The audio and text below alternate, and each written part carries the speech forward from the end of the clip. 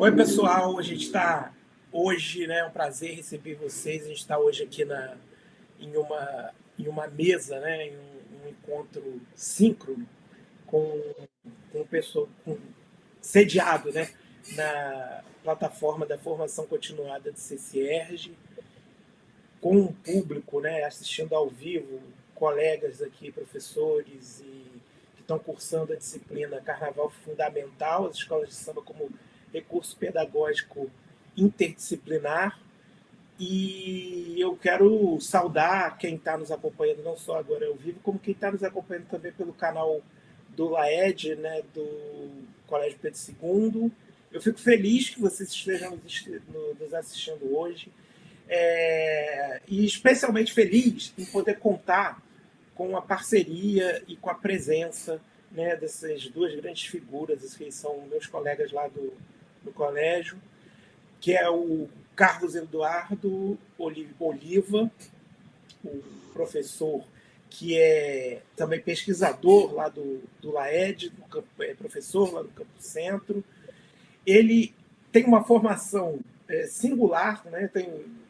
E até difícil de ser resumido, porque o Carlos está no pós-doutorado da comunicação lá da PUC, ele é doutor e mestre em ciência política pela UF, ele é especialista no ensino de sociologia, ele é bacharel em direito e tem um monte de especializações em direito, enfim.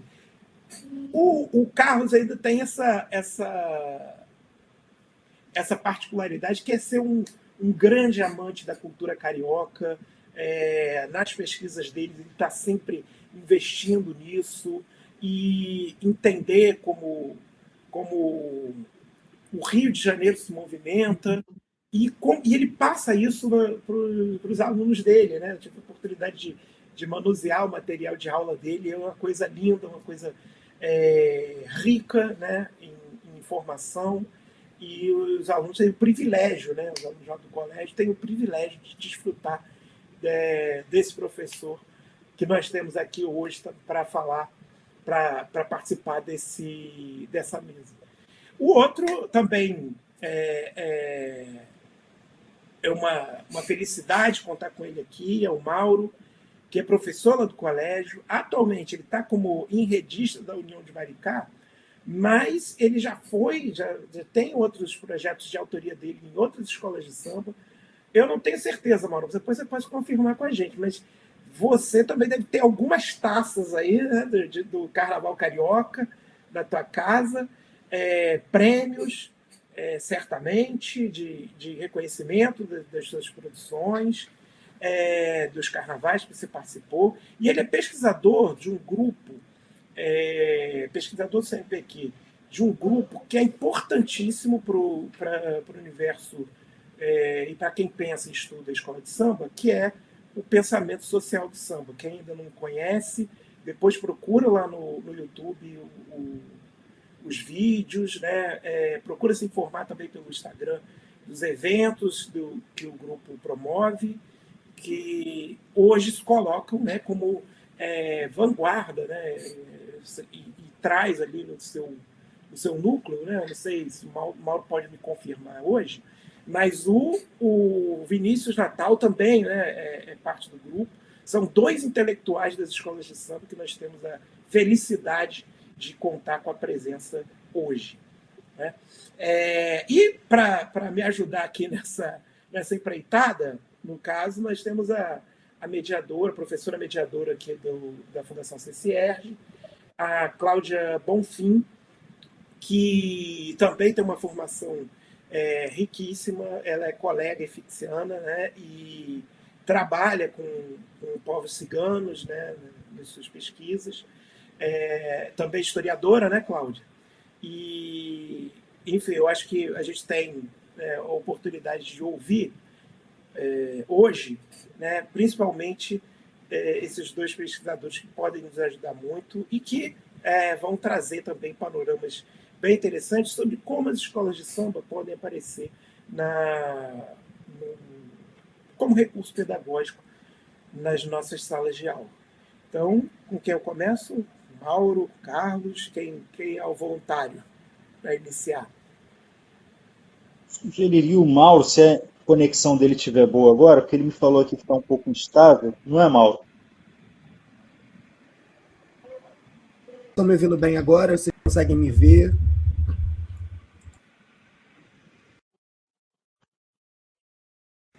Nós vemos e ouvimos agora.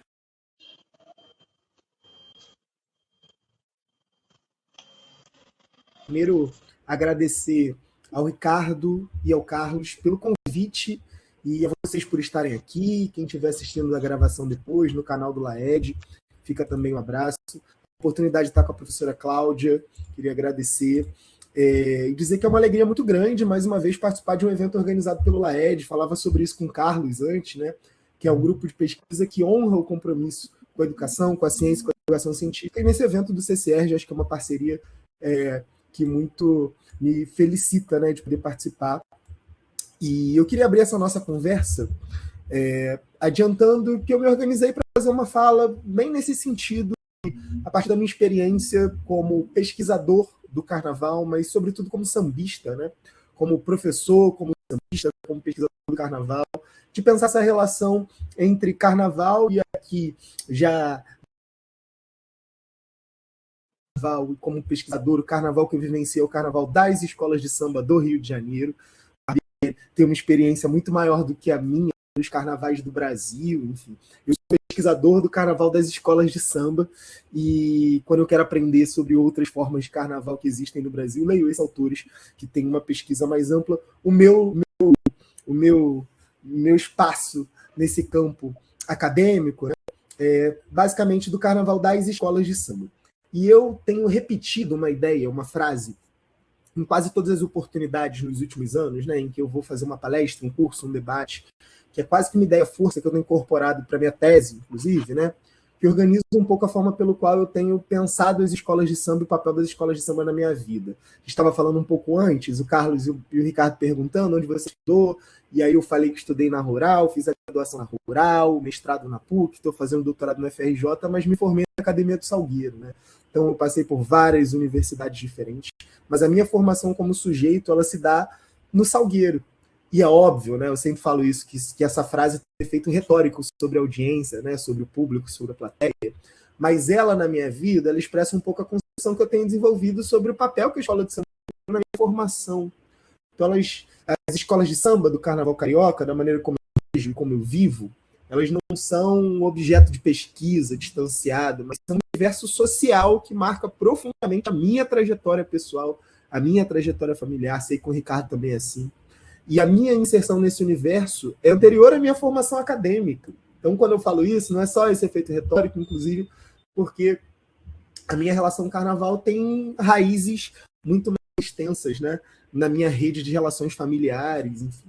E eu sempre dou esse exemplo, né, que é muito curioso, assim, os meus avós, eles sempre organizaram a noção que eles têm do tempo a partir do carnaval. Então, se eu perguntar para o meu avô, para minha avó, quantos anos eles estão juntos, sempre respondem a mesma coisa. Não sei que ano a gente começou, mas foi no ano que o Salgueiro fez a Chica da Silva. E aí eu vou lá e eu sei que foi em 1963. Em que ano a sua tia nasceu? Foi no ano do Carnaval da Vila que fez tal enredo, do tal samba. Então, de alguma maneira, o samba, as escolas de samba, os desfiles, da minha família sempre marcaram o calendário civil, mais do que algumas datas, né? Então, é muito curioso pensar esse papel estruturante, em que lugar é esse que eu cresço e que relação é essa que eu tenho com o carnaval. Então, numa família em que meu avô colecionava, né, um acervo de fitas VHS com desfile antigo, de vários LPs, e eu brinco que ali foi um espaço importante da minha formação quando eu era uma criança estranha de 10 anos de idade, vendo desfiles muito mais velhos que criança que era uma criança de escola de samba, de projeto social em escola de samba, de frequentar a escola de samba de muito menino, enfim. Então eu trago essa pessoal, né, com um propósito, que é justamente, a gente está num espaço aqui, numa com professores e professoras, né, pensando em como levar o carnaval para a sala de aula. Então, a minha proposta, assim, é que a gente comece justamente por um deslocamento. E se ao invés da gente pensar a escola de samba como um objeto de estudo, a gente pensar a escola de samba em si como uma produtora de conhecimento. E pensar muito mais de como a escola de samba é um outro espaço de produção de conhecimento que precisa estar em diálogo com a escola do que necessariamente algo a identificado pela educação formal e levado como conteúdo para a escola. Então, eu vou tentar desenvolver essa ideia em algumas partes, né?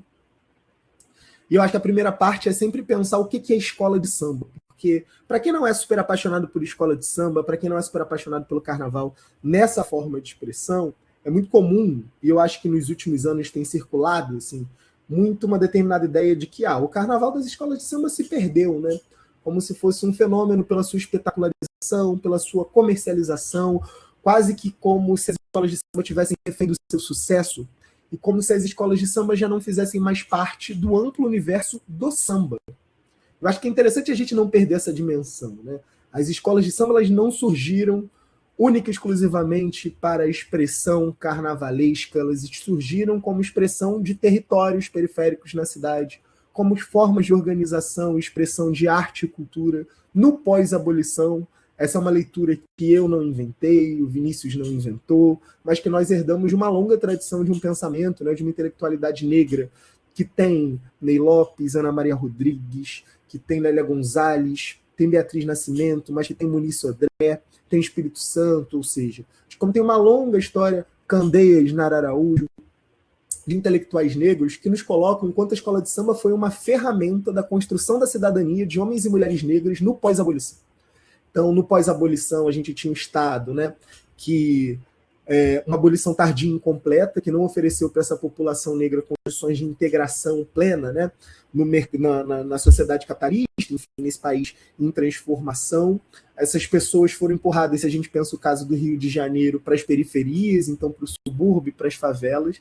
E nesses subúrbios e favelas, a partir da sua arte, da cultura, eles estabeleceram maneiras de construção de diálogos políticos, fazendo política, né, sobretudo, que melhoraram as suas condições de vida com todas as contradições, todas as relações desiguais e assimétricas em termos de margem de manobra, né, entre a negociação e o conflito. A cultura, a arte, o samba foi uma ferramenta de integração social para essa comunidade no pós-abolição. E as escolas de samba fazem parte dessa estratégia, né? As escolas não são... A relação delas com o samba não é única e exclusivamente por conta da musicalidade, né, como gênero musical. O samba como um sistema cultural, né? Então, se a gente pensar o samba como um conjunto de práticas, de valores, como um conjunto de saberes, tem nas escolas de samba um local fundamental da sua existência desde o final dos anos 20, quando ele surge, né? Se a gente pensar o fenômeno do samba a partir da história, né, do paradigma do Estácio, de Ismael Silva, enfim, e dos seus pares, esse samba urbano carioca, ele vai ter nas escolas de samba o seu principal lugar de expressão. Então é muito interessante pensar o quanto a escola de samba é fundamental para a própria história do samba, enquanto o gênero musical se transforma nesse grande gênero da música brasileira, básico da música popular brasileira, como diria o Ney Lopes, né? Mas o que eu quero dizer com isso, as escolas de samba, elas não são apenas produtoras de um desfile, né? Produtoras de um espetáculo que é lindo, maravilhoso, colorido, elas são produtores de pessoas, de sujeitos. Então, os valores constitutivos das escolas de samba têm a ver com uma história de negros e negras diante da exclusão do pós-abolição, que foram construindo ali laços comunitários, espaços de sociabilidade para a manutenção da sua cultura. Então, a gente está falando de criações autênticas de locais de cidadania num contexto de negação de direitos. A gente está falando da história do pós-abolição no Brasil, e a escola de samba é uma ferramenta interessante para a gente pensar essa historicidade, né?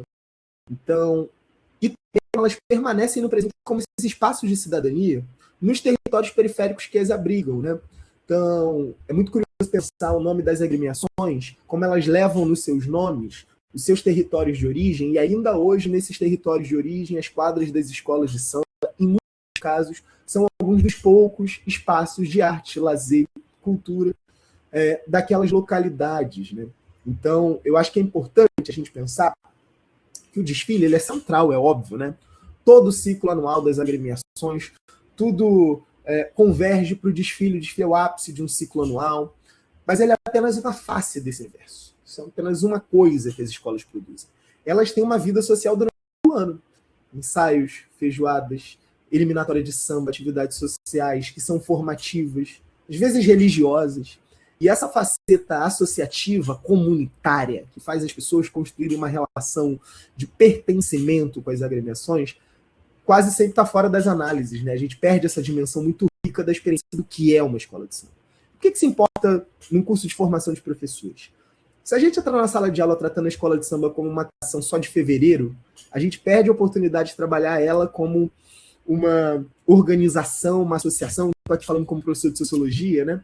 Potente o ano inteiro. Então a escola de samba é ao mesmo tempo uma associação civil, uma empresa, e em alguns aspectos uma instituição com dimensão religiosa, é um espaço de formação, é um espaço político de construção de espaços de cidadania em território, é um equipamento cultural, é um veículo de comunicação.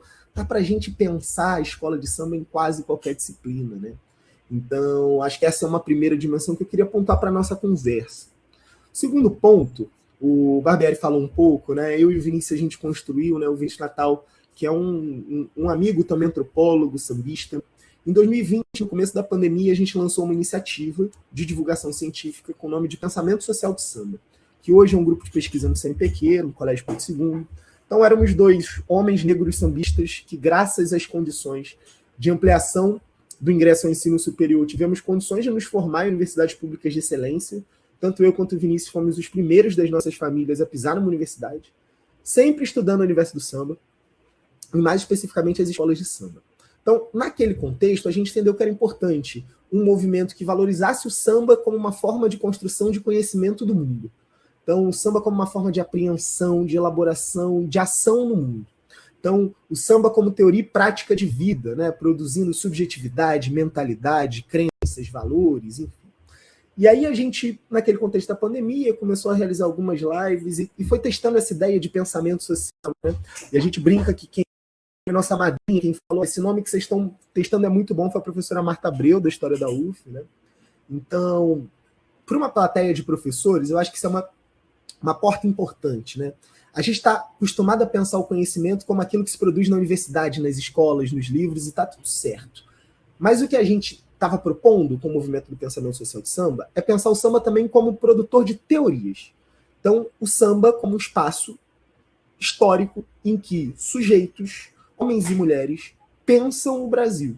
E não pensam única e exclusivamente a partir dos seus discursos, mas pensam a partir da corporeidade, pensam a partir das suas crenças, pensam a partir das suas formas de organização, ou seja, em formas que a academia historicamente tem alguma dificuldade de reconhecer como produtoras de conhecimento, né? Então, no corpo dos passistas tem conhecimento, nos gestos das baianas, nas letras de samba enredo, nas decisões das comissões de frente, na arquitetura visual das alegorias, que é a construção de uma alegoria, de uma fantasia, nas escolhas das baterias. Então, são saberes escritos, mas são saberes corporais, são saberes que estão nas memórias, tem saberes que são produzidos em coletividade. E eu acho que isso tem uma implicação direta para a sala de aula, né? Se a gente leva o samba para a escola só como uma ilustração, a gente reduz a sua potência, né? Mas se a gente entende o samba como produção de pensamento, né, de conhecimento, aí a gente abre um campo muito vasto. É óbvio que um samba enredo pode ser lido como uma tese histórica. Eu acho que isso a gente já tem um conjunto de experiências acumuladas que mostram isso, né? Uma fantasia pode ser analisada como dentro de uma aula de arte, mas uma fantasia também pode ser analisada como um argumento de uma representação de um tempo e espaço numa aula de história, numa aula de geografia. Uma fantasia em um determinado enredo pode ser analisada sobre como se pensa e constrói um discurso sobre raça, uma alegoria pode ser desconstruída como uma narrativa política e como isso se enquadra num determinado pensamento, enfim. Cada elemento tem uma possibilidade imensa se a gente pensar o que é o contexto da sala de aula, né? E, ao mesmo tempo, a gente está falando de uma forma de organização carnavalesca, as escolas de samba, que trabalha com múltiplas maneiras de expressão. E eu acho que é interessante a gente trazer essa dimensão, né? E aí, avançando um pouco nesse debate, eu acho que é legal a gente pensar o enredo da escola de samba. Então, não sei se todo mundo sabe, né? Mas a cada ano as escolas renovam o tema que elas vão contar na avenida a partir dos seus figurinos, das suas alegorias e do seu samba enredo. E o que é o enredo? O enredo é a maneira pelo qual o tema escolhido vai ser contado. Porque o que conta o desfile na avenida são justamente os figurinos, além da musicalidade, da performance dos brincantes, você tem a dimensão da construção dessa visualidade. Atualmente eu sou pesquisador da União de Maricá, uma escola que vai fazer a sua estreia no Grupo Especial no próximo Carnaval. Tive uma experiência na Beija-Flor de Nilópolis, em 2023, com o enredo Brava Gente, o Grito dos Excluídos no Bicentenário da Independência. E queria contar um pouquinho desse processo, porque ele ilustra bem o que eu estou tentando dizer. O desafio de ser um pesquisador de enredo para o Carnaval é construir uma narrativa que tem início, meio e fim, que é costurada, né, que é contada sobretudo por meio das imagens. Então, escrever uma monografia, uma dissertação, uma tese, é um trabalho hercúleo, né? Todos nós temos as nossas dificuldades e acumulamos os nossos traumas nesses processos formativos, né?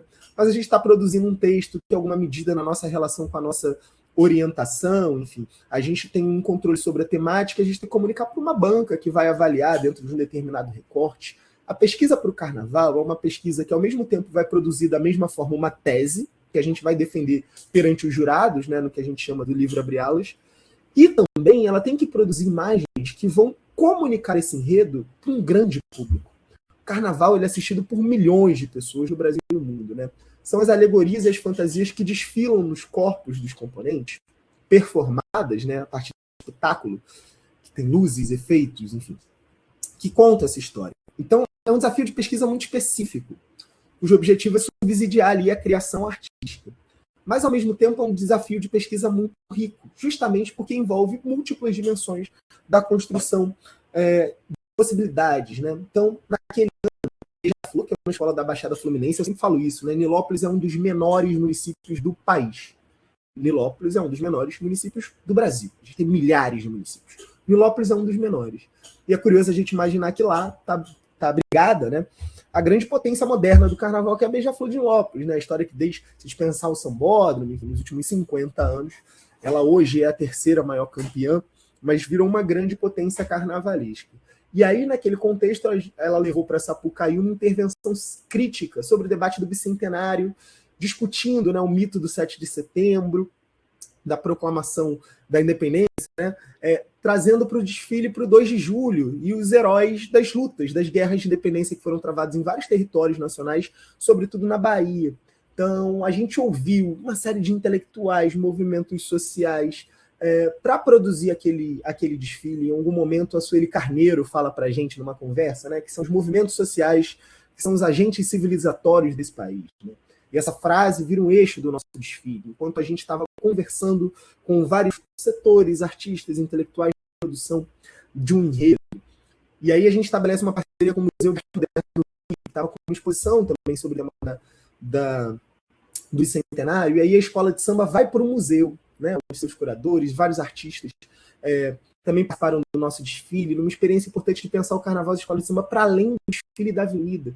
Então a gente teve a oportunidade de falar em diversos espaços, oficinas relacionadas às artes, às técnicas e às competências do fazer do Carnaval no museu. Enfim, por que eu estou trazendo esse exemplo? Porque ele mostra que o desfile é uma obra coletiva. Ao longo de um ano, a gente tem várias maneiras, processos constitutivos daquilo que a gente vê desfilando ali, capacidade de intervenção no debate público, de produzir narrativas contra-hegemônicas, de dialogar com instituições culturais, de movimentar pesquisa acadêmica e artística. Então, eu tenho defendido isso, tenho falado muito dos enredos, trouxe o ponto dos enredos, porque eu acho que os enredos são uma forma pela qual as escolas de samba têm sido muito eficazes em intervir no debate público brasileiro. Então, a Beija-Flor, no ano anterior, tinha feito enredo, né? Eu estava lá, que era o Empreitecer o Pensamento, eu ouvi a voz da Beija-Flor, que falava sobre intelectualidade negra. O Grande Rio foi campeão naquele ano de 2022 com um enredo sobre Exu.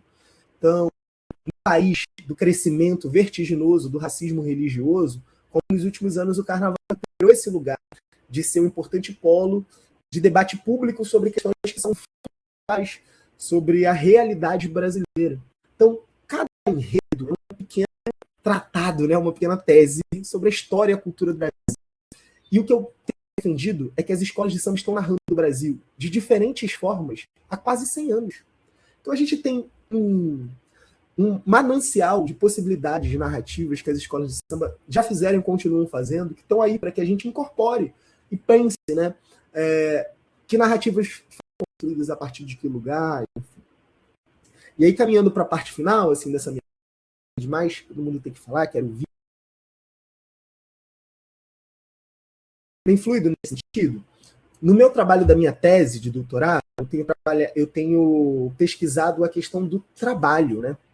E eu acho que isso é menos óbvio. A gente vê a beleza do desfile das escolas de samba, a gente fica encantado com as alegorias, com as fantasias, mas às vezes a gente sequer supõe como tem uma rede de relações que produzem um espetáculo numa longa jornada até aquele momento e trabalham um tema fundamental para a gente pensar escola, né? Como a arte também é trabalho. Então, é entender que por trás de cada fantasia tem uma série de profissionais diferentes, costureiros, artesãos, pintores, figurinistas. Às vezes a gente pensa que aquilo tudo para o único profissional, né, o carnavalesco, que é o paradigma da autoria, parece que o desfile todo é a obra de um artista único, quando na realidade a gente está falando de produções coletivas que envolvem centenas de trabalhadores ao longo do ano. E ao mesmo tempo que faz a gente pensar sobre o que é a realidade do trabalho no Brasil, né? Porque o meu tema na tese de doutorado é justamente a divisão racial do trabalho, de como a gente tem pessoas negras, sobretudo, nos postos mais desvalorizados de trabalho, tanto em termos de um regime de visibilidade desse trabalho, quanto em termos de remuneração, né, de uma percepção remuneratória em torno do trabalho que é realizado. Então, eu acho que esse também é um debate importante para a gente pensar. Escola de samba também é um local para a gente pensar a estrutura de trabalho no país, em termos de gênero, de raça, da divisão do trabalho no barracão, dos diferentes trabalhos, ofícios, formações necessárias para produzir aquele espetáculo, e como constantemente a gente reduz isso a uma dimensão de uma autoria individualizante, que tem a ver com a lógica moderna, capitalista, enfim. Mas como muitas das vezes a gente acaba por reduzir, cair na falácia do reducionismo, né, pensando que o desfile é obra de uma pessoa única. Então, para a sala de aula, a gente tem possibilidades muito ricas para trabalhar, né? A gente pode trabalhar a geografia do carnaval, onde os barracões ficam localizados. Por que na cidade do samba, na zona portuária? A construção do debate da cidade do samba, eu acho que ninguém é melhor do que o Ricardo para apresentar para a gente, porque muito desse debate eu aprendi lendo os trabalhos do Ricardo, né? Que acompanhou muito bem naquele período, né? 2006, 2007, o Ricardo estava lá estudando, né? E tudo que estava colocado naquele momento, que foi uma conquista para as escolas de samba, mas o que isso reconfigurou também do carnaval. Como você tem um redesenho da cidade, da circulação, dos trabalhadores, dos materiais, enfim. De como você tem um debate que eu gosto muito, é o debate dos comboios, né? Como é que as alegorias de madrugada são movimentadas da cidade do samba para Presidente Vargas, como isso constrói uma dinâmica de intervenção artística na cidade, e de como isso também é algo quase invisível, né? Dessa estrutura. Quem é remunerado, quem é visto como artista, quem é valorizado, o que o trabalho visual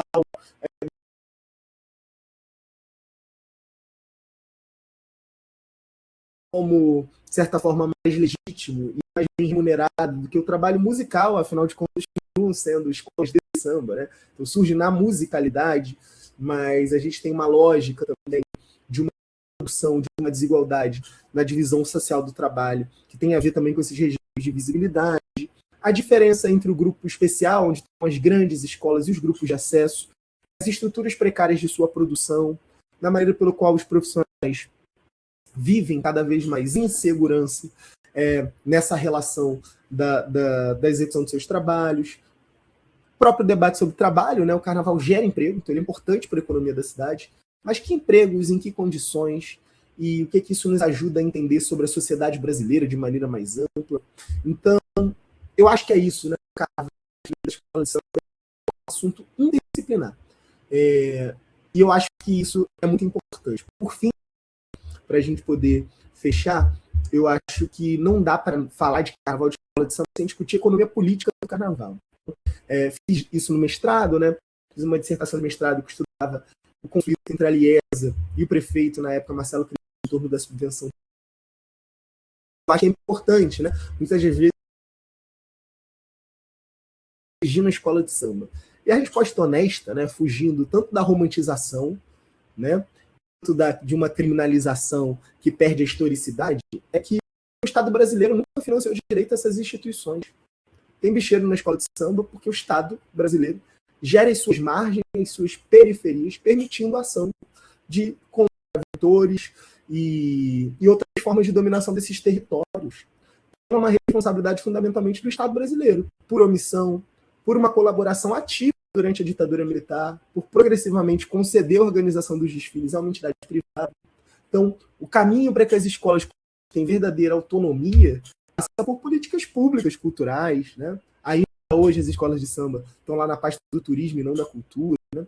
Que reconheçam as escolas na sua legitimidade, no seu potencial educativo e na sua relevância para além do turismo, ou seja, na lógica de gerar recursos, que é como as escolas são geridas desde a oficialização que aconteceu ainda com o prefeito Pedro Ernesto em 1935. Então, era isso. Obrigado pelo convite. Falei mais do que eu devia, mas espero que a gente possa avançar nesse debate.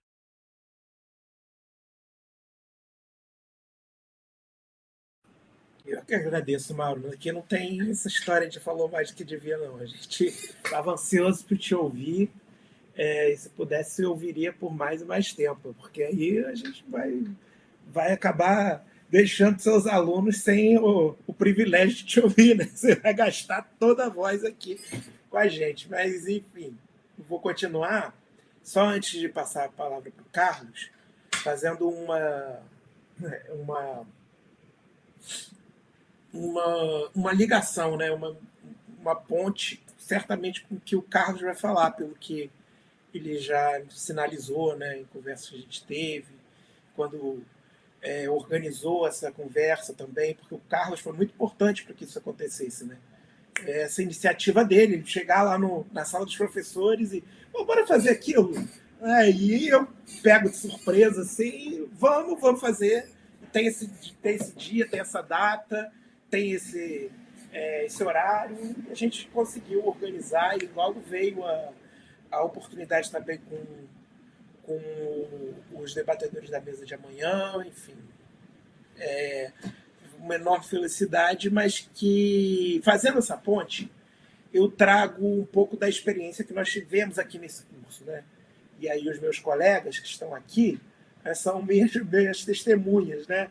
E a Cláudia também, essa professora testemunha, né, desse percurso que nós fizemos e que eu tenho a felicidade de constatar que foi um percurso correto, digamos assim. Foi um percurso que vai ser proveitoso para os professores que participaram desse curso diante da fala do Mauro. A proposta, quando ela chegou para mim, da Fundação, era de um curso, de uma disciplina que trouxesse para as escolas de samba essa dimensão que vai além da avenida, que vai além da Marquês de Sapucaí, que vai além do dia do desfile. Que mostrasse para o conjunto de professores interessados e inscritos na nossa disciplina que as escolas de samba elas são uma ferramenta pedagógica poderosa em qualquer disciplina, não só ciências sociais, artes, música, disciplinas que normalmente a gente associa, né? História, geografia, né? Mas é algo que também, a partir desse reconhecimento, superasse uma romantização e um apagamento, né? Um ostracismo, algo que colocasse a escola de samba como algo menor, né? Uma superação disso. E aí, Mauro, a gente teve a felicidade de começar esse curso lendo sobre associativismo nas escolas de samba mirins, né? com a professora Ana Paula, né? A gente leu lá o artigo dela, né, sobre essa formação a partir, né, Ana Paula Alves Ribeiro, essa formação a partir das escolas de samba mirins. E nós seguimos, estudando os enredos, né, nós estudamos os enredos por essa perspectiva ali mais clássica, né, do samba enredo, né, valorizando o samba enredo. Curioso que a gente fez a entrada pelo lado que não muito usual, né, sobre essa escola de samba. Né? Normalmente se apresenta o enredo primeiro, mas a gente vem com o samba enredo primeiro, buscou nessa memória afetiva das pessoas como o samba enredo ele precisa ser lido como texto, né? A gente passou pelo enredo com a história e muito desses enredos que estão recuperando essa historiografia não oficial, né? Recuperando, trazendo para o centro biografias, né? De pessoas que até então eram esquecidas pela história. A gente fazendo aquilo, né, aquele movimento, acho que, eu não vou lembrar o historiador, a Cláudia depois pode me corrigir, né, da história contra apelo. Né? A gente passou por esses territórios com a geografia, sobre como esses enredos constroem imagens, e a gente chegou, finalmente, na última semana, num módulo que fazia uma aproximação de um movimento que eu considerei, né, como pessoa de humanas, arriscado, né, que era de trazer o conteúdo de ciências da natureza, né, da matemática, para esse universo das escolas de samba. Então, nós trabalhamos com muitas das questões que hoje são preocupações das escolas de samba, questões de segurança do trabalho, da construção, né, arquitetônica dessas alegorias, como o Mauro chamou atenção, enfim. Isso tudo para mostrar que há um espaço que é justificável, cursos que não só como essa iniciativa, né, a que a gente tem aqui, mas como a de um colega também da Fundação, o Felipe Patrizzi, né, que o Mauro deve conhecer, lá do Império da Tijuca, né, do Felipe Patrizzi também se debruçando sobre essa entrada das escolas de samba na educação, né, e das escolas de samba enquanto pedagogia popular, para que esse tipo de curso floresça, encontre lugar, não só pensando, como nós fizemos aqui, na educação básica, mais exatamente no ensino fundamental, como o Felipe está fazendo na disciplina dele também da formação continuada, com a história, né? Mas também pensando na qualificação profissional, que é um lugar que eu acho válido, que se pleiteie, né, a participação e a presença de cursos de formação voltados para o carnaval e, mais especificamente, para a escola de samba. A Cláudia, que me acompanha, ela também testemunhou o nosso processo de participação nesse contexto da qualificação profissional, uma série de situações que nem cabe aqui dizer, mas que também não foi uma falta de iniciativa da Fundação, né? Mas que já esteve também representada lá. Então, acho que os temas de debate, o leque de debate que se abre a partir dessa reflexão sobre a escola de samba e o carnaval na escola, na educação, é bem amplo e muito necessário se fazer como repetindo, né, sendo repetitivo, mais uma vez, é uma felicidade estar fazendo isso aqui hoje. E aí eu passo a palavra para o Carlos, né, que eu sei que tem muito a dizer, né, que ele tem refletido sobre isso, né, sobre esse tema, para que possa nos agraciar aí com essas reflexões que ele tem feito acerca do assunto.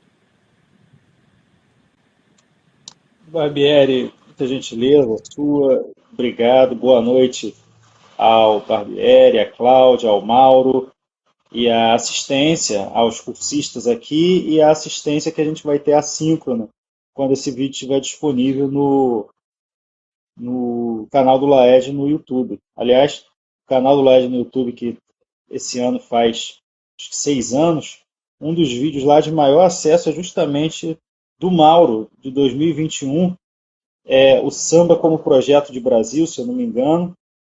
E esse vídeo a gente não tem ideia, né, de por onde circulou, porque foram muitas visualizações realmente. Eu acho que esse é um trabalho, né, que realmente a gente, às vezes, sem muita noção inicial, acaba fazendo de produzir assim materiais audiovisuais contra-hegemônicos, digamos assim. Outro dia eu fui num evento da Rebed, a gente é filiado à Rebed, o Laed, e eu inscrevi no GT de práticas pedagógicas e mudaram de GT, botaram no GT de mídia.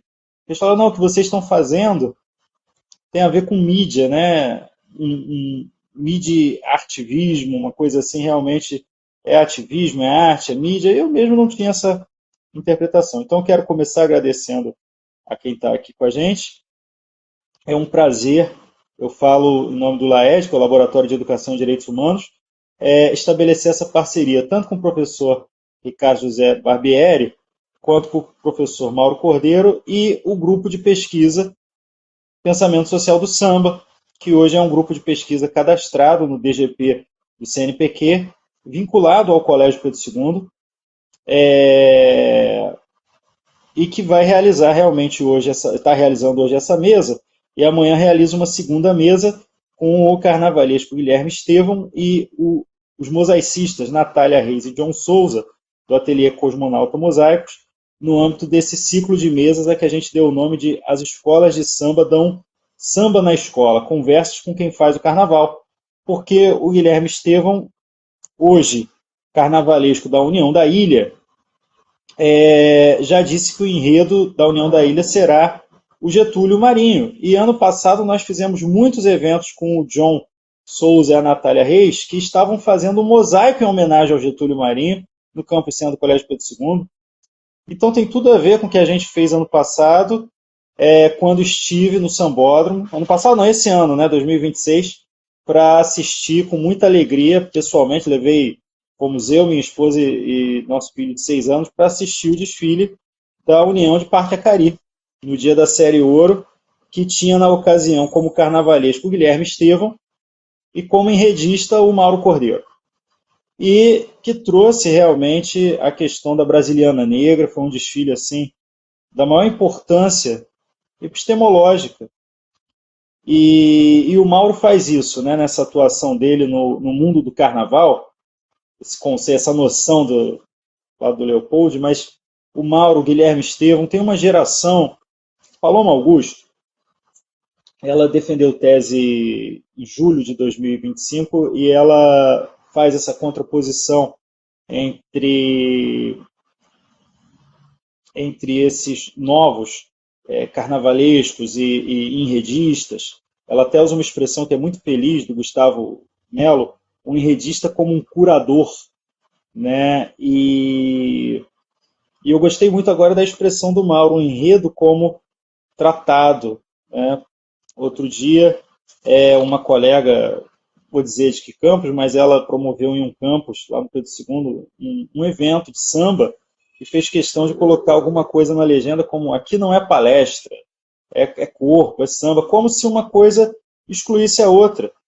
E eu gosto muito quando chamo, sei lá, alguém da velha guarda do Império Serrano, como o Capoeira, a Luiz Machado, e eles vão lá no Campus Centro dar uma palestra. Eu acho muito importante tratá-los como o que de fato são, porque são intelectuais. Eu não posso tratar, sabe, as pessoas, o Nelson Sargento tinha essa reflexão, né? Ele era sempre chamado para cantar de graça, por que ele não é chamado para falar da história dele, para falar do processo criativo dele como artista? Nós que estamos nas escolas temos que ter essa noção. Quando a gente chama um sambista, não tem que ser só para ele se referir ao gênero musical samba e à arte dele na execução artística. Ele pode muitas vezes vir para fazer uma reflexão teórica sobre a arte que ele produz, sobre a criação artística dele, que é uma criação artística comunitária, portanto ele nunca está falando individualmente. A gente tem que ter essa consciência, porque é muito comum, né? Às vezes as pessoas, sei lá, encerram um evento que é uma roda de samba, mas a roda de samba ela não está ali para ser só um artifício artístico, né? Ela também tem que estar ali para ser um objeto de uma reflexão sistemática sobre tudo que ela está dizendo, né? E então eu fico muito feliz da gente conseguir nesse evento. Me parece que a gente está fazendo isso, a gente está refletindo e com pessoas que fazem carnaval nessas posições, como enredista, como carnavalesco, como pesquisadores, como Barbieri, que tem dissertação, tem tese a esse respeito, mas com essa compreensão, né, que não é uma compreensão excludente, mas uma compreensão inclusiva. E eu concordo muito com o Mauro quando ele diz que a gente tem que entender o samba, e aí não se limitando ao universo do carnaval, dos desfiles das escolas de samba, mas o samba como produção coletiva, que é a produção de um conhecimento que precisa ter o reconhecimento, assim como a gente dá o conhecimento eurocêntrico produzido na universidade, né, que parte dos autores, dos conceitos produzidos na Europa ou nos Estados Unidos. Quantos conceitos que a gente leciona dando aula de sociologia, por exemplo, para usar a experiência minha, do Mauro e do Ricardo, que também damos aula de sociologia, de ciências sociais no ensino fundamental, no ensino médio, no ensino superior, que o Colégio Pedro II obriga a gente a jogar nas 11, ou nas 12, nas 13. É posição que nem tem em campo, porque você uma hora está dando aula, o Mauro dá aula na graduação, e de repente tem que dar aula no ensino fundamental, e de repente tem que dar aula no EJA, no ProEJA. No ensino médio a gente vai clicando como a chave, né? Essa mesa surgiu, na verdade, com uma reflexão que eu tenho tido com o Mauro, que a gente precisa fazer um evento no Pedro II, que ainda não é esse de hoje, que a gente ainda vai fazer, sobre a importância do Pedro II atualizar os seus cursos técnicos, olhando para o catálogo nacional dos cursos técnicos e oferecendo uma educação profissional e tecnológica, uma IPT, mais ligada à base produtiva da nossa cidade. A base produtiva da nossa cidade tem, na sua economia criativa, o carnaval como um importante campo que demanda profissionais, inclusive na reflexão que o Mauro traz sobre precarização. A gente, para discutir precarização, a gente tem que discutir formação, formalização, condições de trabalho dignas. Os locais têm que estar preparados para receber um profissional, que é um profissional formado, formalizado e que tem uma remuneração e uma carga horária condizente com o que a CLT determina. Vejam que a gente não está pedindo muito, a gente quer a CLT. Então eu acho que a gente de fato tem nas escolas de samba essas formas de organização da maior importância, mas também uma base produtiva importante na nossa cidade, para a qual uma instituição como o Colégio Pedro II poderia estar formando profissionais na sua EPT, porque nós também trabalhamos na EPT. Mas muitas vezes, quando a gente dá aula de sociologia lá no ensino fundamental, no ensino médio, a gente está mobilizando conceitos eurocêntricos ou do universo aí da sociologia anglo-americana, ou francesa, mas são esses conceitos, essas teorias externas, né?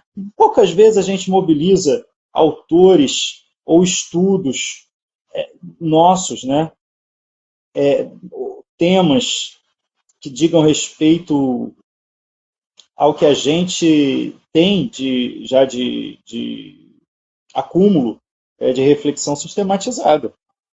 Recentemente, no Campus Centro, por exemplo, participamos lá de um simulado, o ERG, Enem, qualquer coisa assim, e o Ricardo colocou lá um texto importantíssimo sobre as escolas de samba da Intendente Magalhães. Os estudantes têm que ser apresentados a isso, é a cidade deles, e com reflexões de sociologia urbana, mas menos interessado, essas questões estavam menos interessadas num transplante de uma teoria ou de um conceito externo, internacional, e mais interessados na capacidade do estudante de analisar a realidade que ele vive. E é tão sintomático o eurocentrismo do nosso universo acadêmico que um aluno questionou, mas na UERJ não vem assim. Porque a própria prova, muitas vezes, é uma prova voltada para esses autores e teorias estrangeiros. Né? E a gente, quando fala, não, vamos falar dessa intelectualidade negra que está vinculada ao samba, o aluno mesmo não reconhece aquilo como algo que tenha esse grau de reconhecimento na na universidade. Mas o nosso papel aqui é botar essa pimentinha também, né? Então, enfim, uma alegria por essa parceria. Eu queria hoje, para contribuir ao máximo com os cursistas, trazer uma experiência prática, falar de uma experiência prática que realizamos no campus centro do Colégio Pedro II, e que a gente apresentou, eu e a antropóloga, a professora Paloma Augusto, no encontro regional sudeste da Rede Brasileira de Educação e Direitos Humanos, em 23 de julho de 2022, com a presença, inclusive, da Vera Candô, a quem eu agradeço, estava presente, deu palavras de incentivo. E, além desse evento, a gente depois publicou esse texto na revista Jus Navigante, e a gente, com o título de O Samba na Educação em Direitos Humanos. Eu acho que, na ocasião da revista, eu vou colar aqui, porque realmente chega uma hora que a gente... Samba, editorialmente eles colocaram, ficou assim: uma educação em direitos humanos através do samba, que foi o mesmo título do trabalho, porque editorialmente na chamada eles colocam samba e direitos humanos. Mas nesse trabalho a gente apresentou o projeto que a gente começou a realizar desde a pandemia de Covid-19. Então, começou remotamente em 2020 e a partir de 2022 presencialmente, em que a gente, com estudantes de ensino médio de segunda e terceira séries, eu tinha que lecionar para essas turmas e Paloma desenvolvia a tese sobre desfiles das escolas de samba. E eu lembro que, conversando com ela, a gente, imagina, pandemia, a gente falou, vamos fazer um material juntos, e a gente fez esse material juntos, um conjunto a gente chamou na época de fascículos, porque a gente ia entregando aos pouquinhos, em vez de chamar de apostila, a gente ia entregando aos pouquinhos. Daqui a pouco eu detalho um pouco mais o que foram esses fascículos, mas eu queria falar que a gente também fez algumas lives durante esses cursos. É no âmbito desse curso que, por exemplo, o Mauro Cordeiro proferiu a palestra Samba como Projeto de Brasil, Cultura, Negritude e Resistência, que está lá no nosso canal do Laed no YouTube. Ainda nesse curso, o professor Arthur José Batista ministrou a palestra Da Bahia à Pequena África, a trajetória dos iorubás no Rio de Janeiro. Também a professora Ana Catão ministrou a palestra Dança Afro e Ancestralidade, Corpo, Gênero e Cultura. Então, assim, a gente teve também essa produção de material audiovisual. O objetivo da gente era promover uma educação em direitos humanos através da apresentação de temas e também da história do samba carioca e da trajetória de sambistas do Rio de Janeiro, usando materiais próprios, né? A gente elaborou um material, porque não existe esse material. Até existem materiais que são interessantes. Por exemplo, a gente pega esse livro, que eu acho até que é posterior, porque ele é de 2022, surgiu naquele momento mesmo, do Luiz Felipe de Lima, chamado Para Ouvir o Samba, por exemplo, ou o clássico do Ney Lopes, que é de 2003, o Sambeabá. Sambeabá também dá... E nesses dois livros é interessante que os autores trazem o Balanço Zona Sul, a Bossa Nova, como expressões de samba, e também o samba-canção, e também o pagode. Porque muitas vezes a gente pega outros trabalhos clássicos, você pega, por exemplo, o Mistério do Samba, do Hermano Viana, você pega o Feitiço Decente do Sandrone, e pega até um livro bem recente, como Uma História do Samba, do Lira Neto. O que eles fazem? Eles terminam mais ou menos ali, no máximo, quando chega no Estácio, né? Começa na Pequena África e termina no Estácio. E como se você não tivesse nos anos 70 Cacique de Ramos, Almir Neto, Arlindo Cruz, Jorge Aragão, Zeca Pagodinho, que tem uma importância ali nos anos 80, depois dos anos 90, com um diálogo com o samba que se produz contemporaneamente, mediado pela indústria cultural. É importante dizer que se inicia no Cacique de Ramos sem a indústria cultural. Mas depois a indústria cultural, claro, ela absorve, né? De qualquer forma, a gente ia nessas, né? Tanto da origem na Pequena África anterior, desde Ernesto Nazaré, Chiquinha Gonzaga, até esse momento, já anos 90, anos 2000, a gente chegava a esse momento. Então a gente tentava chamar a atenção para letras de sambas, para melodia, para riqueza melódica, para riqueza rítmica, riqueza poética, para coreografia, mas não era só isso. Eu lembro que uma aluna uma vez perguntou: a gente vai ver samba o ano todo? Só que ela não estava vendo que ali tinha discussão, cultura na antropologia, desigualdades sociais na sociologia, desigualdade étnico-racial, desigualdade de gênero. Enfim, a gente tinha uma educação em direitos humanos através do samba, né? Então a gente fez essas apostilas discutindo uma hora cultura, uma hora gênero, uma hora... O próprio Mauro tem esse mote maravilhoso, samba como projeto de Brasil, uma hora cultura iorubá, dança afro, pensamento político brasileiro, porque a gente trouxe a discussão sobre raça no século XIX e no século XX. Eu lembro que tinha uma aula inteira sobre Euclides da Cunha e o conceito de raça, por exemplo, né? Depois Era Vargas, Estado Novo, que é mais ou menos até onde vai essa galera desses livros que ficam até esse momento. Mas aí a gente traz o carnaval, as escolas de samba, a negritude, que já é, gente. Começa nos anos 30, mas dali tem um percurso muito próprio. Até os anos 50, 60 tem um determinado percurso. Depois, a partir dos anos 60, especialmente com Salgueiro, como disse o Mauro, a importância. O Salgueiro tem uma importância na valorização da negritude, não é o Pamplona, é o Salgueiro, tem uma importância, né? E aí vai mudar tudo a partir dos anos 60, 70. Depois dos anos 80 a gente tem um período de inflexão, nos 90, aqueles enredos CEP. Mas aí você vai ter esse período que o Mauro falou, do Crivella, posterior. Tanto que o livro clássico lá do Simas, com o Mussa, sobre sambas enredo, ele termina em 2009, né? Ele fez um apêndice depois que ele cita até o Mauro. O apêndicezinho da edição nova cita o Mauro. Mas em 2009, quando ele termina, ele diz o que vai ser. Até aquele momento, o que tinha de mais novo? Era o Paulo Barros, né? No sentido assim de... Só que você vai ter dali para cá, especialmente depois do Crivella, um movimento de novos enredos, os enredos com uma nova compleição, que estão fazendo história, né? Não fazendo história do carnaval, não fazendo história do samba, estão fazendo história em qualquer sentido, em sentido lato, porque eles estão realmente fazendo algo mais do que refletir apenas para dentro da bolha, de quem gosta de desfile, das comunidades que fazem o carnaval, mas que mais importante, que se fazem através do carnaval. Porque escola de samba, o Simas tem uma frase muito boa, né? A escola de samba não existe para desfilar, ela desfila porque ela existe. Então é isso. A escola de samba ela é um componente importante de laço social, né? Então ela envolve aqueles integrantes, aquelas pessoas que fazem, mas tem gente que pode nem desfilar, mas está lá na quadra toda semana, e aquilo faz um sentido. As crianças fazendo cursos, e a coisa da reverência aos mais velhos, não é? Que às vezes pega muito mal, como quando uma velha guarda é maltratada na avenida, uma coisa pega muito mal, mas ela não tem que ser maltratada ou bem tratada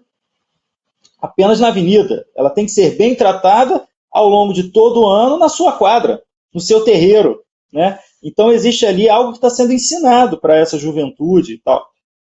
E aí a gente pegava, depois discutia também indústria cultural, discutia regime militar, que depois disso surgiu até, eu acho que foi depois, eu não sei se foi depois ou antes, mas eu assisti depois a série Enredos da Liberdade, que é o pós-doc daquele nosso querido, esqueci agora o nome dele, mas fez o pós-doc lá na USP e escreveu aquele livro sobre os enredos do período da democratização.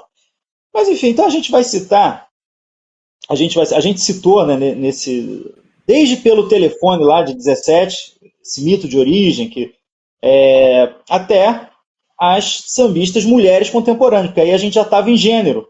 E a aluna perguntou, samba, mas a gente já estava discutindo gênero. A gente estava discutindo patriarcado, né? Ontem eu vi um programa, não sabia que existia, do Martinho da Vila, entrevistado pelo Rodrigo Faur, que já deve ter mais de 10 anos, falando gênero e os sambas do Martinho da Vila, né? Eu achei muito interessante ver o Martinho da Vila comentando, porque o Martinho da Vila é autor desde sambas considerados, com razão, pelo movimento feminista, machistas, e até sambas que tem toda uma discussão sobre a autoafirmação, né, das mulheres, aquela coisa, por exemplo, do Salgueiro na Avenida, né? Salgueiro na Avenida é enfim, um raríssimo, raríssimo cancioneiro sobre menstruação, por exemplo. Isso é da maior importância de ser tratado, de ser naturalizado, enfim. Então a gente começava lá da pequena África, Senhor, Donga, João da Baiano, enfim, todo mundo lá sob os auspícios de tia Seata, tia Bebiana, tia Amélia, até chegar no Estácio, naturalmente Ismael Silva, Bide, Milton Santos, mas a gente vinha também para a Era de Ouro do rádio, que muitas vezes não é considerada como um desdobramento também do samba, né? Nos próprios estudos de samba, pouco se trata o Francisco Alves, o Orlando Silva, a Carmen Miranda, como ali pessoas que estavam, ainda que incorporando pela indústria cultural, mas incorporando o quê? Incorporando o samba à indústria cultural. Né? Então eles foram, naquele momento, agentes da história do samba, né? Porque eles estavam popularizando o samba não só para uma determinada classe média do Rio, se a gente pensar no trabalho do Noel Rosa, mas eles estavam nacionalizando o samba, né? De modo que o samba para de ser visto como música, nunca foi visto como música regional, sempre foi visto como música nacional. E você pega o Ednardo, por exemplo, a Paloma abre a tese dela citando uma frase do Ednardo, que pergunta para ele sobre música regional, e fala, não, minha música não é regional, o samba também é regional, ou tudo é regional ou tudo é nacional, né? Então, e o samba sempre foi visto como nacional. Quando você chega já na década de 30, Noel, Wilson Batista, Aracide Almeida, Araci Cortes com samba canção, né? Aioiô em 29, ou anos 40, Ataúfo, Geraldo Pereira, enfim, Linda Batista, que a gente, né, nunca coloca nessa linha evolutiva, digamos assim, do samba, é visto como nacional. Até o momento que, anos 50, Roberto Silva, Poreira da Silva, enfim, são pessoas que vão encarnando antes de um momento que é muito importante nos anos 60, em que você vai resgatar um sentido coletivo com Zequete, com Cartola, com Nelson Cavaquinho, Clementina, o próprio Martinho da Vila, que é um agente importante na chamada reafricanização do samba, Paulinho da Viola, João Nogueira, Roberto Ribeiro, enfim. E outros nomes também, né? O trio ABC, Alcione, Bete Carvalho, Clara Nunes, Dona Ivone Lara, né? Cacique de Ramos, nomes que às vezes não aparecem nessa historiografia sobre o samba que para nos anos 30. E a gente trabalhou, a gente chegou até agora, Martinalha, Tereza Cristina, Dorina, que é uma figura interessantíssima, nem sempre lembrada, e Leci Brandão, que agora, por força, inclusive, das homenagens, inclusive uma homenagem belíssima no Campo São Cristóvão II, do Negro Muro, né? Aliás, tinha também uma homenagem ao Djavan, que também começa como sambista, né? Quando ele começa pela Som Livre, do Negro Muro, ali no muro da Escola Municipal Cóssio Barcelos, em Copacabana, e recentemente passei lá em frente, apagaram, né? Passaram tinta em cima do Djavan. Enfim, um absurdo. Então, e o que eu fiz em aula, já tanto remotamente quanto presencialmente? A gente começou a ouvir os sambas. Então a gente ouvia desde Jura, desde Batuque na Cozinha, Se Você Jurar, até as sambas dessa galera mais recente, e muito samba enredo também. Então, os Sertões, em cima da hora, de 76. E a gente ia ouvindo, ia citando esse cancioneiro. Eu coloquei os alunos, teve um ano, que eu dividi os grupos, separei 100 álbuns de samba e pedi para eles fazerem fichas da audição. É claro que depois foi uma loucura para, enfim, corrigir tudo aquilo, mas no final uma aluna virou para mim e falou assim, poxa, eu fiquei com Nara de 64, o disco Nara de 64. Eu falei, o que você achou? Não, eu queria dizer que eu usei no meu THE para música e que eu cantei um dos sambas do Zequete e passei no THE. Falei, poxa, bonito esse relato e tal. Então, assim, mais do que os títulos dos sambas, os temas dos sambas, os assuntos dos sambas, os valores trabalhados no samba, que é o que é muito importante para a gente, né? É possível a gente demonstrar, quando a gente faz esse tipo de curso com a educação básica e também com a educação profissional e tecnológica, que no Pedro II, por exemplo, os programas de educação básica de Ciências Sociais e Sociologia são usados na educação profissional e tecnológica. E também no ensino superior, que é possível usar, né? A gente vê, na verdade, que a gente está demonstrando uma perspectiva decolonial, né? Um olhar sobre o sambista como intelectual, a trajetória de vida, a gente começa a discutir as circunstâncias, né? Não é o contexto, como se o contexto definisse a trajetória individual, porque as trajetórias individuais são variadas. Mas as trajetórias, elas possuem circunstâncias. E aí as circunstâncias envolvem as desigualdades étnico-raciais, desigualdade de gênero, desigualdade de classe, né? A luta contra o racismo. Quando você está lá os intelectuais discutindo raça e você traz essa autoafirmação, né, positiva, afro-referenciada, como é o samba, daquele momento que começam as gravações pela Odeon, é uma luta contra o racismo, né, que nem sempre está dizendo, estou aqui lutando contra o racismo. Mas você pode estar cantando o chefe da folia pelo telefone, a música foi parafraseada, o povo cantou o chefe da polícia, em algum momento, não sei se o Dongo ou o João da Baiana estão dando depoimento para o Museu da Imagem do Som, e ele canta a versão parafraseada. O chefe da polícia pelo telefone se torna mais importante do que a versão oficial, né? Nelson Sargento, agoniza, mas não morre. Samba é importantíssimo. Então, assim, a gente começa a analisar a desigualdade social e também a analisar o samba como veículo para tratar dos aspectos referentes às desigualdades todas e como um exemplo afrocentrado positivo sobre cultura afro-brasileira. Então, a gente, na verdade, definiu o samba, definiu a história do samba, dos sambistas, as particularidades rítmicas, a gente discutiu samba de terreiro, samba enredo, samba de terreiro, samba enredo, partido alto. Os alunos aprenderam as características, né, de cada uma dessas particularidades aí melódicas e poéticas também a partir da letra, entendeu? Aquela discussão, letra de música. Letra de música eu não sei se é poesia, mas letra de samba é. Então, a gente entrou nessa... não nessa discussão, nessa constatação, né, da importância poética, e também teve uma pesquisa bibliográfica intensa que a gente fez. A gente realizou não apenas as aulas, mas, como eu disse aqui, as palestras. Eu falei das lives, mas eu não falei das palestras que a gente fez presencialmente. Essa, por exemplo, com o Capoeira do Império, foi presencial. A gente filmou presencial, como devemos fazer amanhã, com o Guilherme Estevam lá presencialmente, minha câmera não pode falhar, e a gente filmou com essa handcam que eu estou olhando aqui para ela, e depois postou no canal do Laed no YouTube.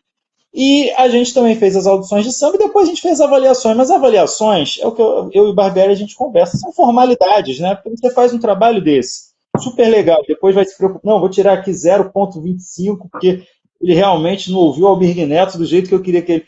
Não é assim, não. O importante é você ver uma aluna, por exemplo, como nós temos lá no centro, com necessidades específicas, outro dia, maravilhada com a figura da Alessi Brandão. Ela ficou maravilhada, porque dizia muito para ela, por vários motivos, né? Então, a gente concluiu com cada turma essas atividades, compuseram esses cursos, remotos, presenciais, e produziu esses materiais, que eu sempre gosto de destacar, também junto com a antropóloga, a professora Paloma Augusto, que na época era ainda doutoranda, e realizando essas lives, essas palestras, e depois os relatórios, avaliações que os alunos fizeram, porque nem sempre a avaliação é a prova, um relatório de um disco ouvido, um relatório de uma palestra a que se foi, e você consegue identificar, a partir desse tipo de material, a compreensão dos conteúdos ministrados, das aulas dadas, das palestras proferidas, enfim. Então, esse relato, eu acho que eu gostaria de trazer para vocês, eu acho que ele pretende, na verdade, estimular não só os cursistas, mas eventualmente outros professores que estejam assistindo assincronamente, a dar ideias, né? Não é um relato exaustivo, é um relato exemplificativo, que você pode adaptar para a sua realidade de sala de aula, de corpo discente, de realidade docente. Cada escola, cada instituto federal, cada escola municipal, cada escola estadual, cada escola particular tem realidades, tem desafios para os docentes que só os docentes sabem.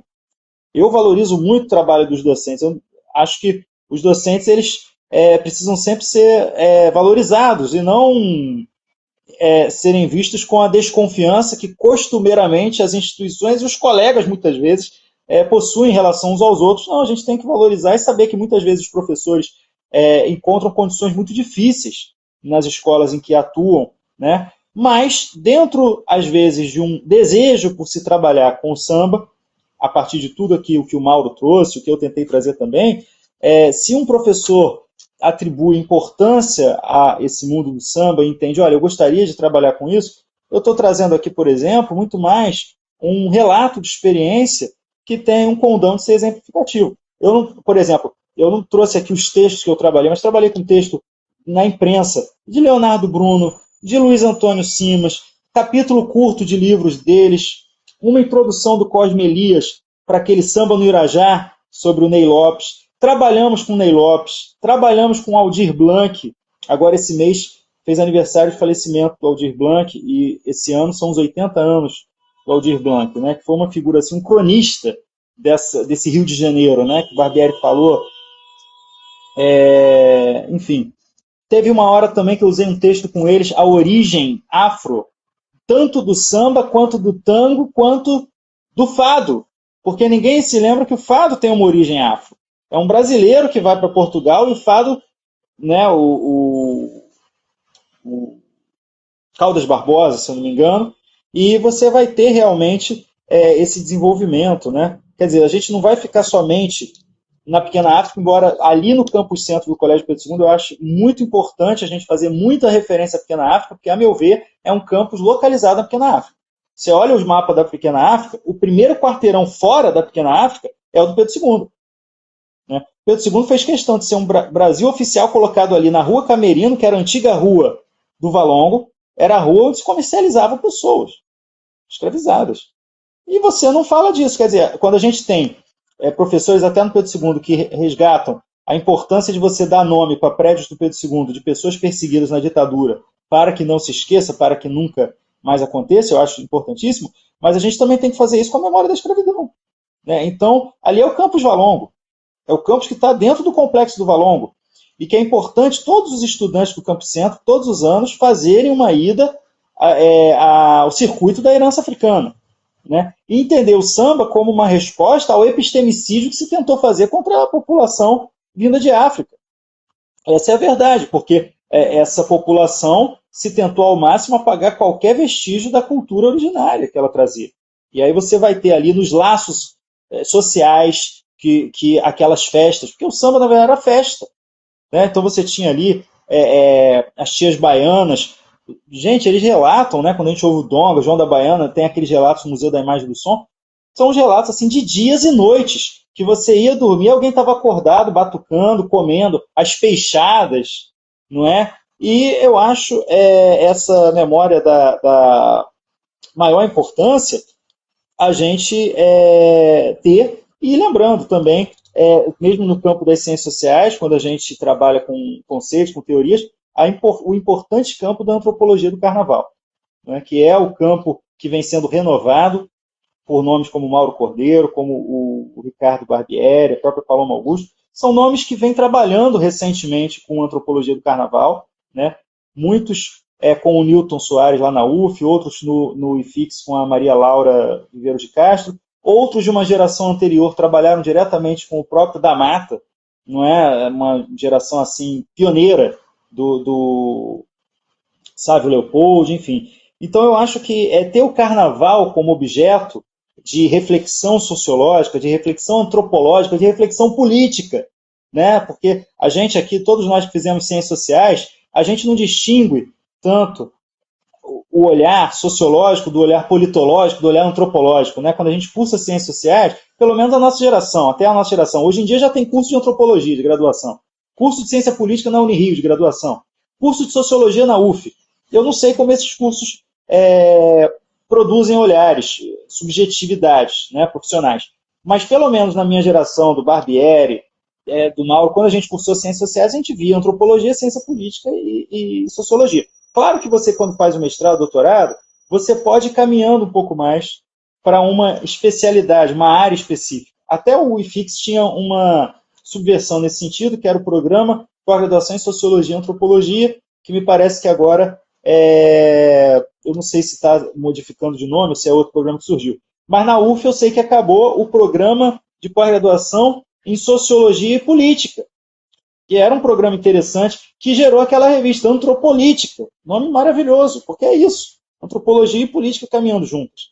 Então, quando alguém faz uma tese sobre carnaval na antropologia, ele também está mobilizando ciência política, né? quando o Mauro discute antropologicamente precarização, também é sociologia do trabalho.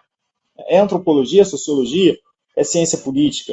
Então, para encerrar, eu acredito que a gente deva permanecer aí realizando esse tipo de evento e, sobretudo, esse tipo de reflexão, né? Pensando no caso, por exemplo, do Pedro II, na importância de atualizar esse cadastro nacional de cursos técnicos, aliás, de atualizar os cursos oferecidos no Colégio Pedro II, pegando lá o que tiver no Cadastro Nacional de Cursos Técnicos e trazendo um pouco mais de cultura para os nossos cursos técnicos. Não oferecer apenas cursos técnicos em informática ou administração.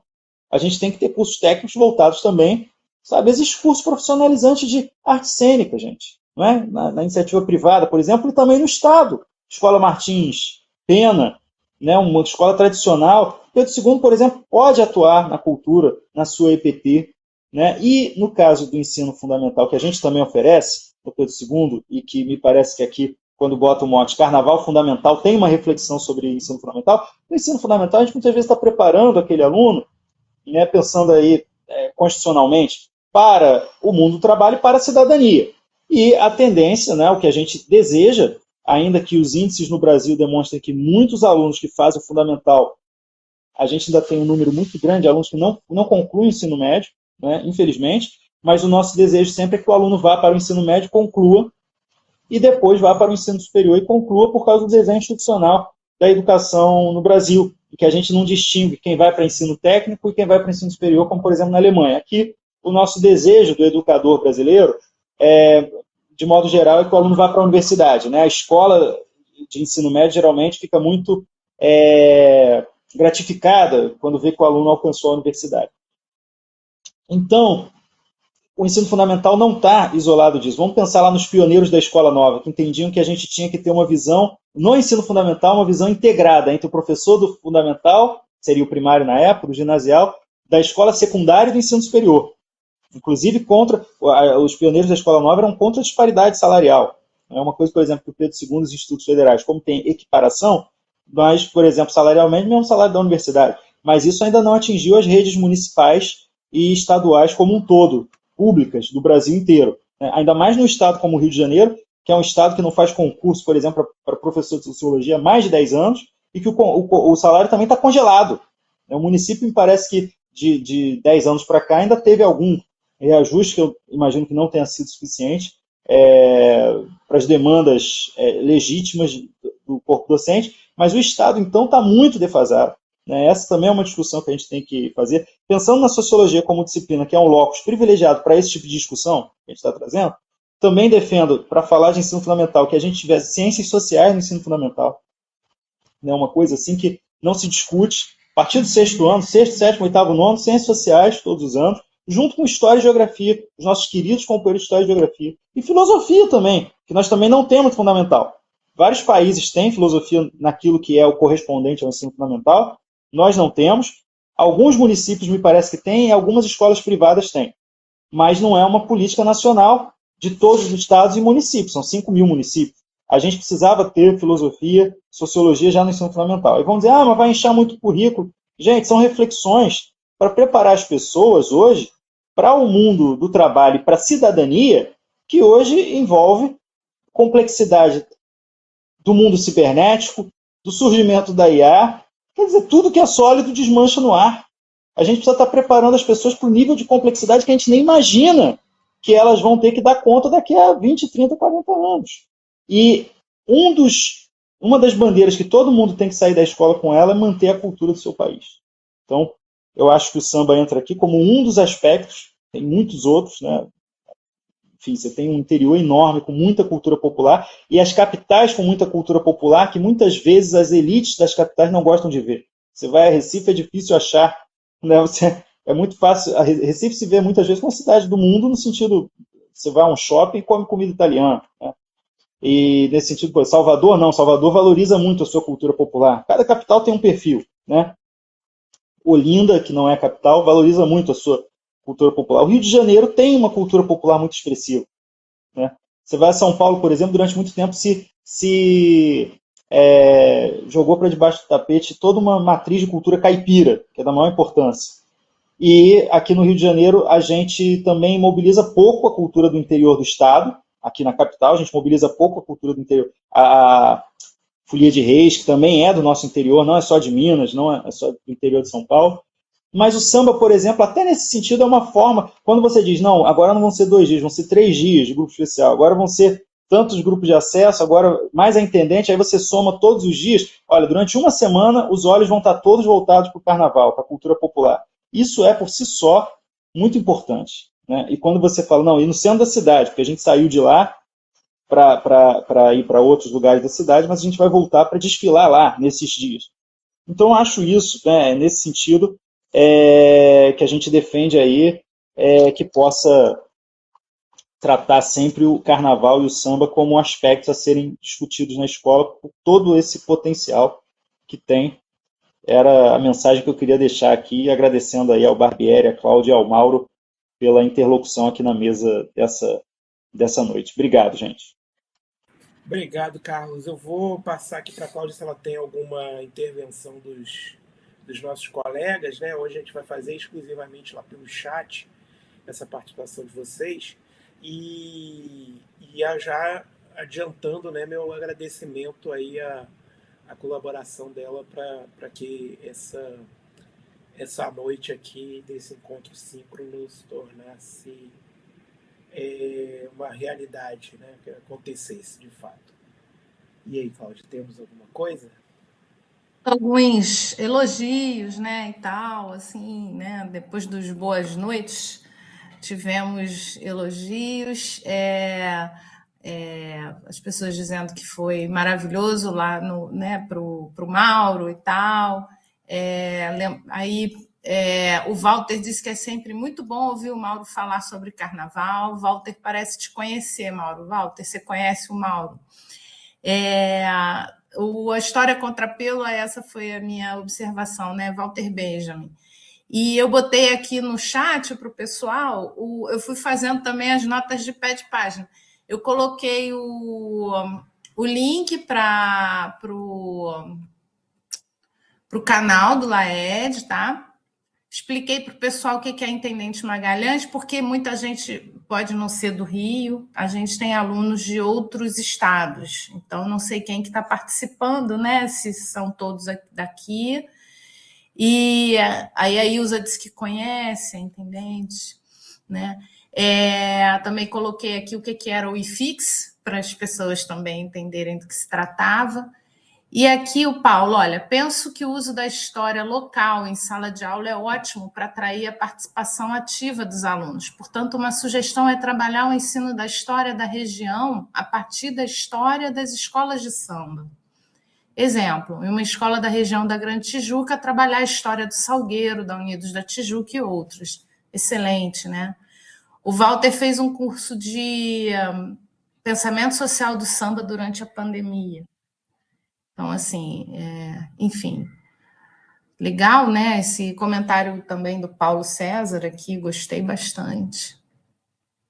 Enfim, queria dizer que foi, assim, um grande privilégio ouvi-los hoje. Muito obrigada aí, porque além de ter aprendido e revisto coisas, eu fiquei muito encantada assim com as falas. Então, assim, de fato, foi uma experiência muito bacana. Eu espero que tenha sido a mesma coisa para os colegas que estão assistindo vocês e a nós, né? E, enfim, né, quando vocês falam essa questão do samba como uma resposta ao epistemicídio, né, uma produção de conhecimento e como uma construção de cidadania, né, no pós-abolição, quer dizer, como é que essa dimensão se perdeu, né? Assim, eu acho até que dentro dos meios acadêmicos, como é que as pessoas perderam totalmente a noção disso. Eu escuto, assim, só para citar um exemplo, não quero me estender porque, né, eu tive a oportunidade de dar aula como professora substituta lá na Rural e uma das minhas alunas, eu dei aula no departamento de Ciências Sociais, ela era de História e queria eu dava aula de Antropologia para eles e queria estudar, fazer um TCC sobre samba. e ela não encontrou ninguém lá que a orientasse. E aí ela me perguntou se eu podia e tal, porque ela queria fazer esse viés, né, mais voltado para a antropologia. E até hoje a gente está nesse imbróglio, tentando fazer com que eu seja sua co-orientadora, porque eu não posso orientá-la, até porque eu já saí de lá. Mas você vê, né, dentro das universidades, você não tem essa produção de conhecimento, né? E é isso, as pessoas, além de ter escutado, assim, não vou reproduzir as coisas que os professores falam sobre o samba, porque ela queria trabalhar a relação do samba com a religião, e ela ouviu de um professor que ela não sabe de onde ela tirou isso, que samba é samba, religião é religião. Então, assim, né, dói. Mas, enfim, então seria interessante que a gente conseguisse levar essa discussão também para dentro das universidades, né? Enfim. Mas acho que... Aqui, Paulo César disse que foi aluno do Pedro II no antigo primeiro grau, em meados dos tenebrosos anos 1970. Muito bom saber que atualmente a cultura popular está incluída nas atividades pedagógicas do colégio. Isso aí. O Alan está pedindo, se puder deixar o contato dos professores para futuros cursos e aprofundamentos do tema. É isso, gente. Obrigado, Cláudia. Nossa, tremenda contribuição que você deixou para a gente aqui, viu? Muito bom. Então, eu vou passar a palavra para o Mauro para ele fazer a despedida dele, né? E também atender, né, o pedido importantíssimo do Alan, né? Para deixar o contato, né? Dos futuros cursos, enfim, oportunidades onde os colegas cursistas aqui podem conviver com vocês, né? Ouvir vocês mais vezes. Bem, eu queria mais uma vez, né, agradecer por essa oportunidade, agradecer ao Carlos, agradecer a Cláudia e agradecer muito ao Barbieri, né, o Ricardo, acho que eu falei isso um pouco, em algumas oportunidades que a gente se encontrou, eu sempre falei isso, né, Ricardo é uma referência importante do nosso campo. Quando eu comecei a estudar, a fazer ciências sociais em 2011 na Rural, tem um tempinho, né, o Ricardo já era uma pessoa que já tinha trabalhos, né? Já tinha trabalhos sobre o universo do carnaval, então uma referência que foi importante na minha formação e depois tive a alegria de poder conhecê-lo.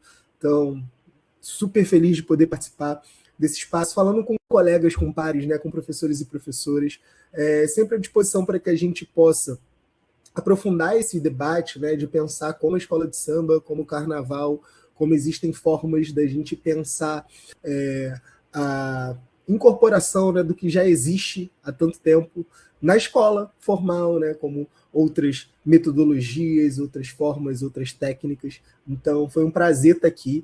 Vocês falaram sobre o contato, né? O Pensamento Social de Samba tem uma página no Instagram, né, que é @Pensamento Social de Samba. Então, tudo que a gente faz em relação a cursos, palestras, atividades, a gente divulga por lá. Vou deixar aqui no chat, depois, enquanto o Carlos fizer os agradecimentos dele. O meu e-mail pessoal, caso seja alguma coisa mais localizada, fique à vontade, meu e-mail institucional do Colégio Pedro II. Muito obrigado, foi um prazer. Boa noite a todas as pessoas. Obrigadão, Mauro. A Emily deixou mais uma contribuição também, não foi, Cláudia? Se você puder, antes de eu passar a palavra para o Carlos. Sim, ela acabou de escrever aqui, ó. Estou realizando uma pesquisa sobre 2 enredos que abordam um homem do campo sob a perspectiva da geografia agrária, analisando a ofensiva do agronegócio sobre a cultura. No entanto, tenho encontrado dificuldades para ampliar a análise para além do enredo e do samba-enredo, especialmente na interpretação de outros elementos da apresentação, como fantasias, alegorias e adereços. E a fala do Mauro me ajudou bastante. Ó, que joia! Muito bom saber disso, né? Carlos, é contigo. Bom, falei muito na exposição, então quero apenas dar boa noite, agradecer novamente. O contato do LAED lá pelo Instagram, @LaedCP2CP, e duas vezes o I, né? O romano em minúsculo. Concordo aqui com o comentário sobre melhor a gente falar em culturas populares no plural, é verdade. Né?